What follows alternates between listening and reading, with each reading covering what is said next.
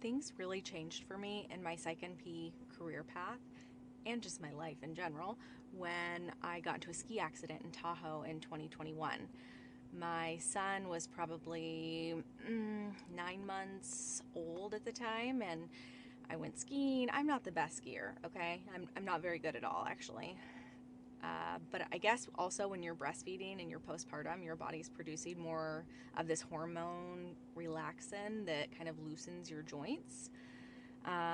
Anyway, not an excuse, but I was trying to keep up with my husband who snowboards, and I hit a fence really, really, yeah, really hard.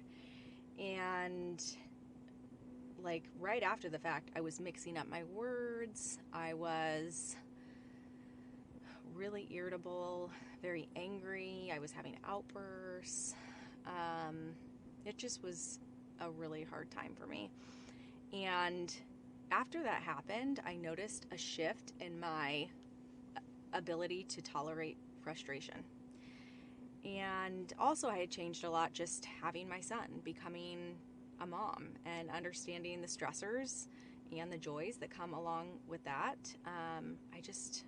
I really, more than ever, wanted flexibility in my life and to make my own schedule. And so those were big reasons why I kind of decided to do my own thing. But at first, I was too nervous, so I just switched to a job. I was still employed, but switched to a job where I had a bit more flexibility and say in my schedule.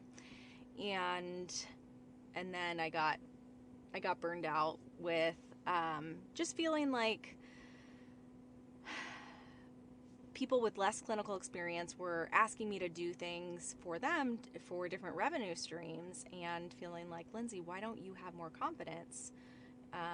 Because the jobs that I walked away from, I mean, the one job I stayed at for like 7 years, they weren't like bad places to work.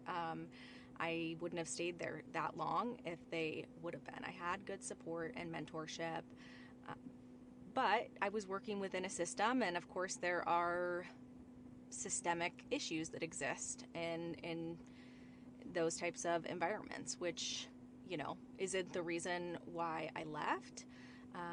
But it has been really nice to be able to feel like I can focus on just delivering good patient care, and kind of why I became a Psych NP in the first place. And so, anyway, I just want to encourage you, if you've had a traumatic brain injury, it's no joke. It's not for the faint of heart. I definitely underestimated, and I have so much more empathy for my patients and just people who have been through this, because my cognition has never been the same. My ability to just my memory, and it's just isn't what it was. I'm grateful that it wasn't worse. And it really was kind of like a time in my life where a lot of things shifted. Yeah, I remember my family telling me that they were noticing personality changes in me. A lot of anger and a lot of agitation and a lot of irritability and outbursts, like I said, which, historically I've been able to cope with, you know what I mean? So anyway, you guys have been asking a little bit since I posted that picture. That picture was from 2021. And I just want to encourage you that it gets better, and it's still hard with lingering effects of traumatic brain injuries. So